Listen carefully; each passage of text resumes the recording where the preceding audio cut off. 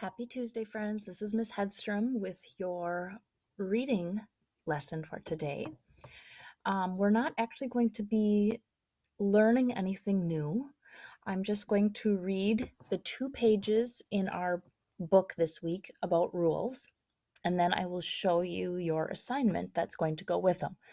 So pretty easy. We're going to start here with chapter 2 called Rules for Fair Play. Everybody wants to be treated with fairness. Some rules keep people from treating others unfairly. The rules make sure that everybody gets the same chances. I'm going up here. You are being a good citizen when you play by the rules.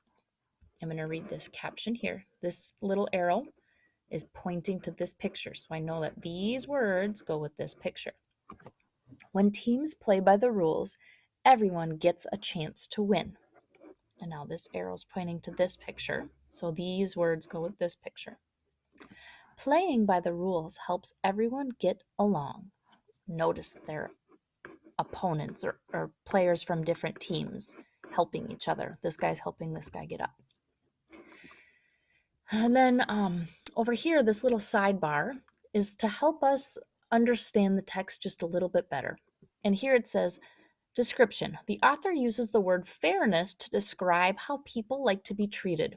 What other words does the author use to describe things? So fairness, he used to describe as how people wanted to be treated.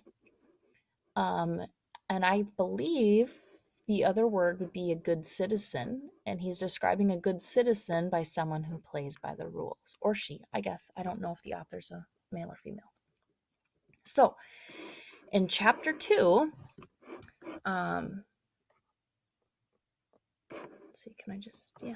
in chapter 2, you are going to be finding one cause and one effect that happened on these pages. And this is what it looks like. So I covered up a little bit of what was originally there, but I moved it around. So you can still see everything that was on the page. It's just moved around. So remember, your cause is what happens first. The effect is what happened second. So a good way to think about it would be, this happened because of this, or this happened because of this. So thinking about it backwards helps. I noticed in some of my students' assignments that they wrote the effect and the cause because they were probably thinking this happened because of this, but remember, your cause is what happens first. So now let's go and read our second, or actually technically it's the 3rd chapter right here.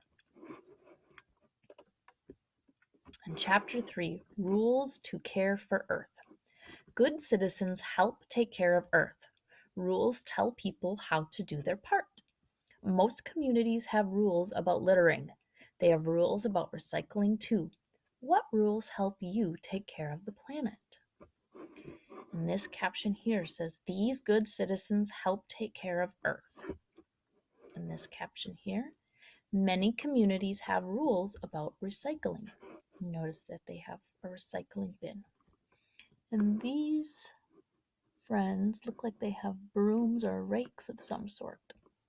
So, your assignment in Seesaw for chapter 3 is going to look like this. Once again, I covered up part of the picture, but I moved some of the things around so you can still see all the words. One cause and effect from this page. And again, there are more than one per page, but you just need to write one. I'd also like you to highlight where you're finding your cause and effect in your story. That way, you're double checking your work to make sure that it's evidence in the story, that you're not just making up a cause and effect, but that it came from our text. So, in your Seesaw assignment, one cause and effect from chapter 2, one cause and effect from chapter 3, and highlighting your evidence. Tomorrow, we will continue with cause and effect, but we will be looking at a different story. I hope you have a wonderful day and get out and enjoy the beautiful weather.